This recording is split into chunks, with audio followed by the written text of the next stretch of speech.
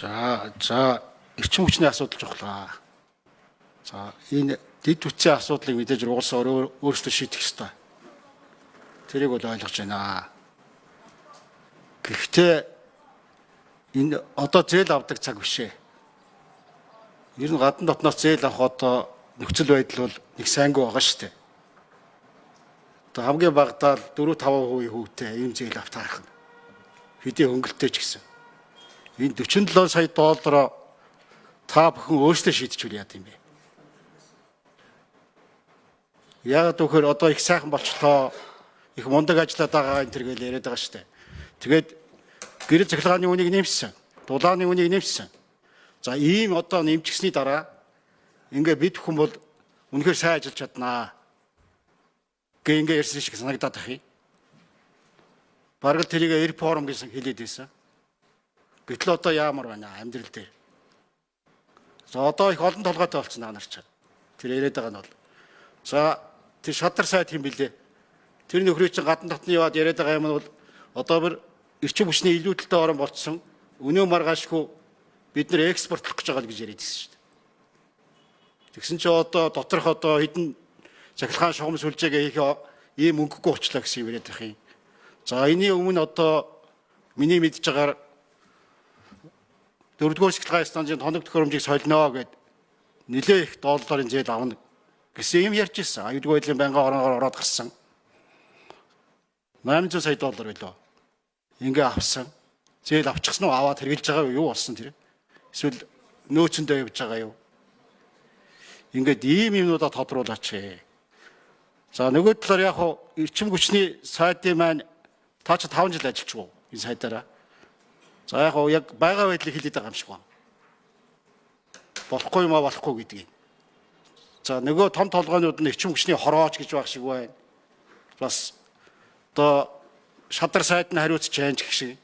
Одоо энэ хүмүүс чинь нийлээд одоо юу хийгээ яагаад байгаа юм бэ? Энэ юм чи одоо амьдралаар яагаад биелэхгүй байна вэ? За нөгөө талаар энэ дулааны станц байна. Баян хонгор ар хангаа уул нь 10 л да. 10 амигт байгаа. Баян хонгор ар хангаа өөр хангаа. Тэр бол одоо утаандаа дарагдаад ингээд дуусцаа. Бас зээл аваад хийж байгаа. Гэтэл энэ юм маань одоо зогсож байна гэх юм. Энэ юм одоо яах юм бэ? Өвөл бол одоо утаагаа дийлэхгүй болчихдог шүү дээ. Энэ аймагуд бол. Тэрийг хийхдээ бас дулаан захилгааны эрчим хүчний станцыг давхар хийж болоогүй юм уу? Бид нэр одоо нүүрсний захилгаан станцуудаа хурдан төргөн оруулаад ингэж ажиллах ийм одоо таатай үе үүссэн байж шүү дээ. Уул нь бол эрчим хүчний илүүдэлтэй эрчим хүчийг гаргаад өөрийгөө хангаа явах юм боломжтой болсороо.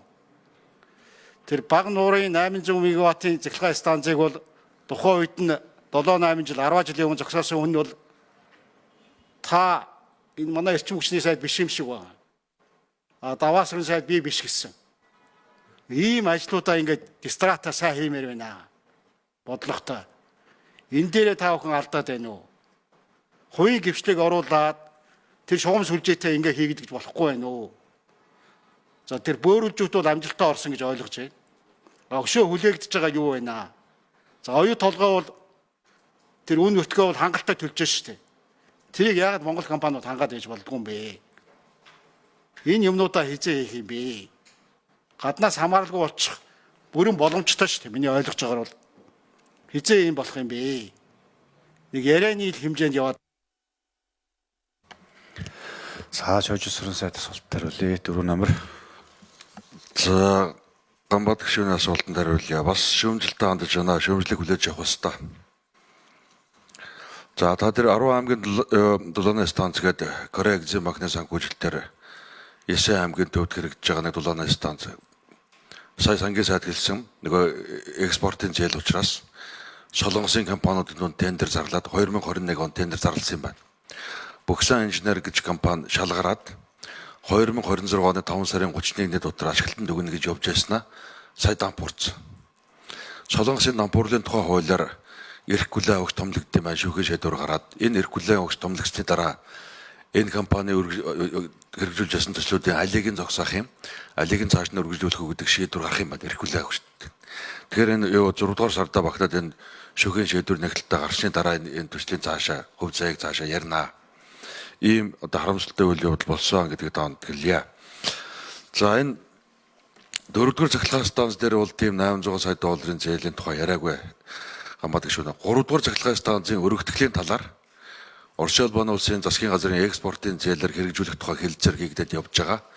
Өнгөрсөн жил бас Танай банкны хороогоор оруулаад энэ асуудлын зураг төсвийн тухайд нь бол одоо улсын хурал таавахын их хурлын гишүүд таавахын дэмжиж зураг төсвөө хийчихээ. Түүний дараа өн тохирнгээд байгаа Оросын талын байр суурийг бид нэр дэмжиж ийм ажил явж байна. Зураг төсвийн гэрээнүүд нь хийгдээд ойрын 25-26-над төгсгөлөхэд зурагтаа төсөвтэй болох байх. Тэрний дараа яг одоо бодит үн тогтонд энэ зээлийг авч ашиглахгүй юу? Оросын экспортын засгийн газрын экспортын зээлийг авах уугүй юу гэдэг энэ сэдвийг бол эрхчлэлдээ тааваханд оруулж танилцуулна гэдгийг хэлье.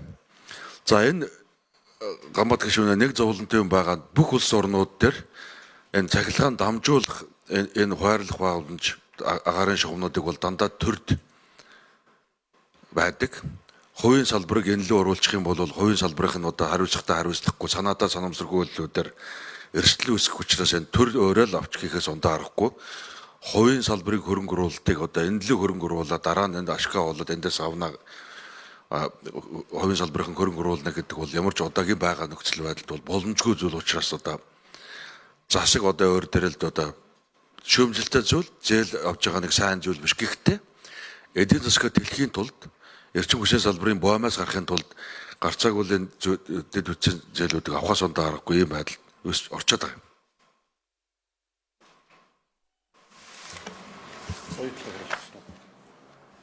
За жавхлан сайд 5 номер. За гамбат гишүүн өдөр зээлтэй холбоотой асуултан дээр би нэмж хариулъя. Гамбат гишүүн хэрвээ болдог бол зээл аммааргүй л байгаа юм. За гэвч бид өнөөдөр хөгжиж буй орны хувьд дэд үтс гэдэг бол хамгаас чухал.